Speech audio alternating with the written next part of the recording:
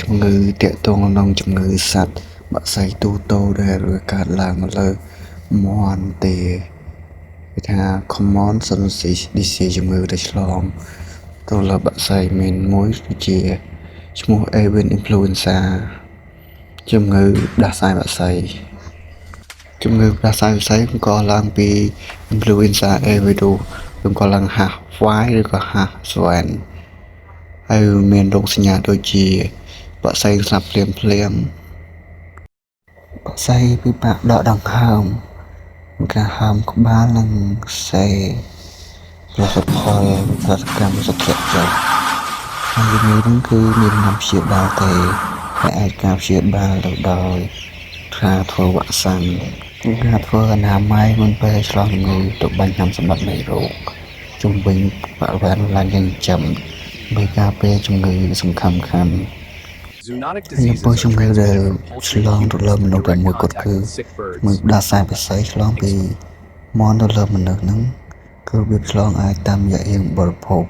សាច់មាន់ឆៅដែលមានផ្ទុកមេរោគដែលឆ្លងតាមរយៈការប៉ះពាល់នឹងលេបមុខតប៉ះពាល់មុខយើងចន់វាប៉ះពាល់បរិភោគអាហារឆៅហើយនេះគឺជា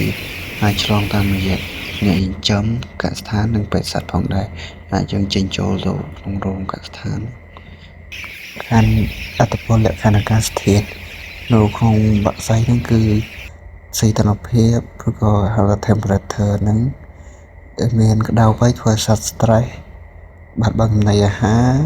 មួយទៀតគឺកាសធាតុត្រជាក់ធ្វើឲ្យសត្វនឹងចុះខ្សោយព្រោះការពេលជាមួយមួយទៀតគឺមានកាសធាតុសំណើមថាសំណើមខ្ពស់វាធ្វើ stress ឬក៏មានសើមតិចតួច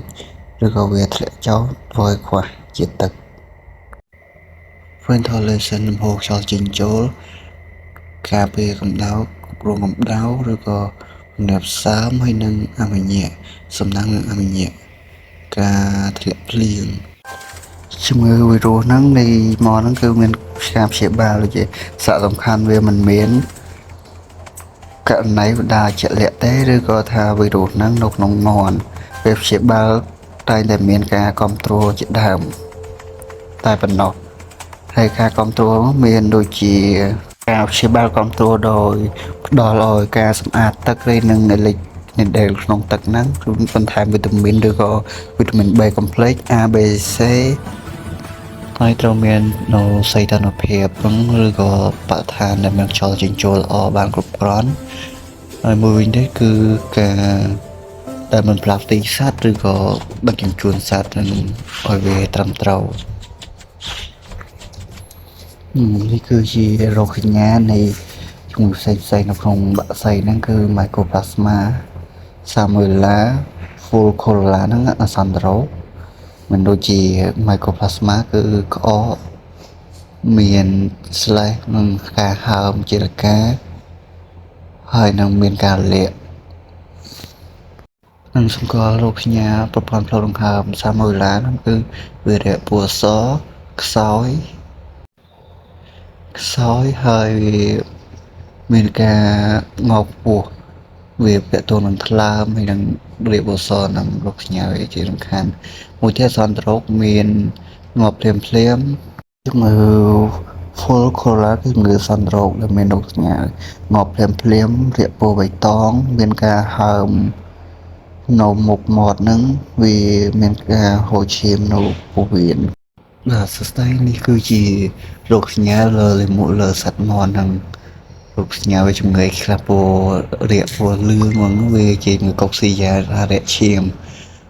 រាកពោះបៃតងហៅ green diarrhea គឺជំងឺញូកាសរាក green ពោះបៃតង white diarrhea ហ្នឹងគឺថារាកពោះសបណ្ដាលមកពីសាម៉ូឡាមួយទៀតអាចនឹងកំប្រូហើយ red រាកពោះក្រហម red គឺកុកស៊ីយ៉ូស៊ីសជំងឺរាកឈាម watery diarrhea ឬរាកទឹកនឹងវាមានរោគសញ្ញា infection processus គឺសញ្ញាជំងឺសួតទាក់ទងរាកសួត watery formidaria avian influenza ជំងឺផ្ដាសាយវិស័យវារាកទឹកហើយមានរបួសផ្ដាសាយវិស័យ